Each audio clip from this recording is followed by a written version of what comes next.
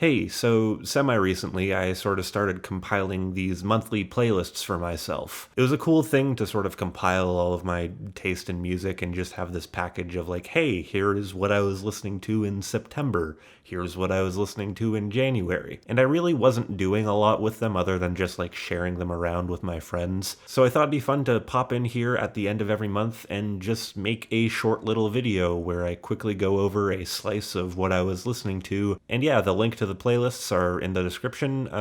Here is what I found cool in March. I guess the band that most dominated my month was Sleater-Kinney, the legendary alt-rock trio, a seminal part of the Riot Grrrl scene. What I've always found so engaging about them is they have this really great sense of like where to pace their rhythmic patterns and sort of the meter of the song. Like a lot of their album, The Hot Rock, just kind of has them playing separate guitar lines and singing separate vocal passages over top of one another. And of course, this is made all the better by Janet Weiss, their drummer, who is, in my opinion, just one of the best to ever get on the instrument. As the weather was getting warmer and I started seeing my friends in parks again, this was the music that I gravitated towards because it's just kind of what makes me happy. Like, I can listen to their entire discography for like days on end and never get tired of their sound. Also, this month has made me realize that they're just the queens of just rock bridges. All of their songs are pretty much just verse, chorus, bridge, but those bridges are fucking monstrous. Like, they change the course of the entire song, and when they're able to tie it back into the choruses at the end, it's just like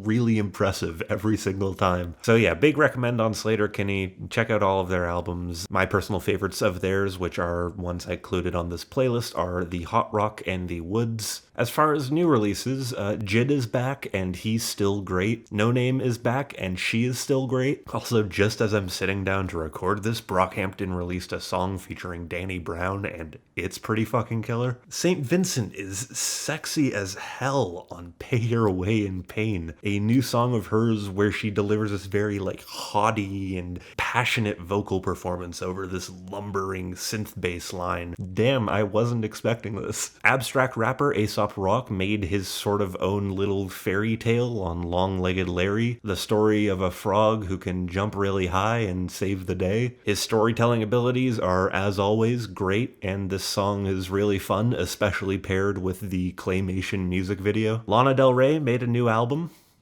Congratulations, white girls. It didn't blow me away as much as Norman fucking Rockwell did, but I wasn't expecting it to anyway. It's still a very appreciable album from Lana, and the opening song, White Dress, where she kind of reminisces on her career in music and how it all started by hyper-focusing on this one performance she did at some, like, Men in Music conference, and how difficult it felt for her, but also her coming to the realization that, like, this was her dream. All of that, which is delivered in this, like, out-of-breath whisper. Of all the songs on Chemtrails Over the Country Club, this was the one that definitely blew me away the most. I also listened to a lot of the new Nick Cave album. It's an album he did with composer Warren Ellis that kind of brings a radical shift to his sound. Instead of his typical singer-songwriter affair, it is these like lush and ambient feels that he is delivering his signature like demented poetry over. Balcony Man, the closer to this album, was definitely my favorite off of it, although I think it does kind of lose its context unless you listen to the whole thing. It's just a song about being on a balcony and pondering life in this sort of blissful dream realm. Very well done, very compelling. In terms of other albums I've been listening to this month, I fell in love a lot with Talk Talk's Spirit of Eden, which I believe is the 1987 album of theirs. It was the first one they did that was like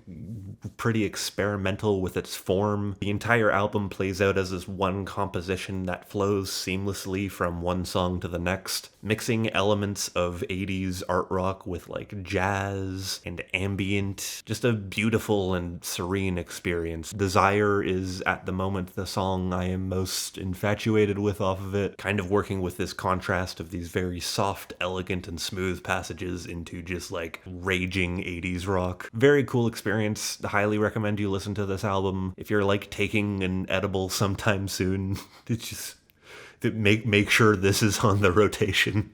I've also been listening to Junoon, the collaborative album from Radiohead guitarist Jonny Greenwood, Israeli composer Shye-Ben, and Indian performance troupe the Rajasthan Express. Just a really cool combination of all of their sounds. You get a lot of like Indian folk tunes mixed with traditional Jewish music, and also Jonny Greenwood is doing his thing over it. It was paired with a film that I haven't watched. From what I understand, it's just a documentary about the making of the album, directed by Tall Thomas Anderson. I also love the album cover, which is like, just take a wild guess at who on here is the guy from Radiohead.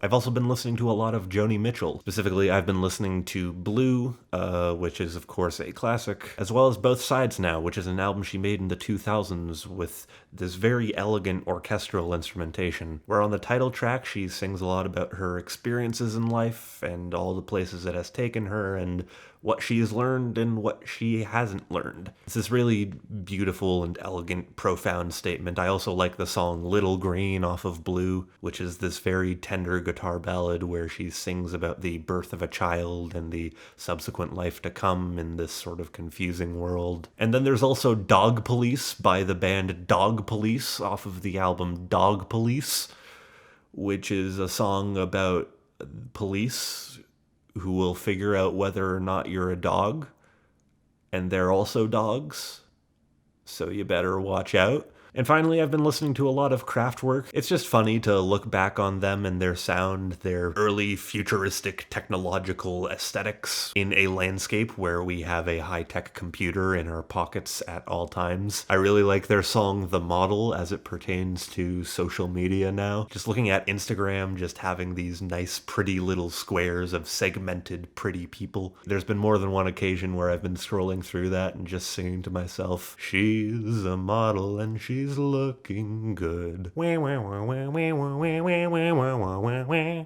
Just very cool music from a early period of technological advancement. And yeah, that's all I really want to go over on this playlist. Links to the songs and everything I talked about are in the description, both in a Spotify playlist and a YouTube playlist, which features some bonus goodies that weren't available on Spotify, such as Nina Hagen's Fearless, just a vinyl that I picked up recently of German operatic vocalist and rock frontliner Nina Hagen's adventure into new wave music, which is actually pretty sick. So yeah, if anything I talked about piqued your fancy, all of that and a whole lot more are in the playlists linked in the descriptions. Like and subscribe, ring the bell, leave a comment on what you've been listening to this month, and I don't know, I could reply to it.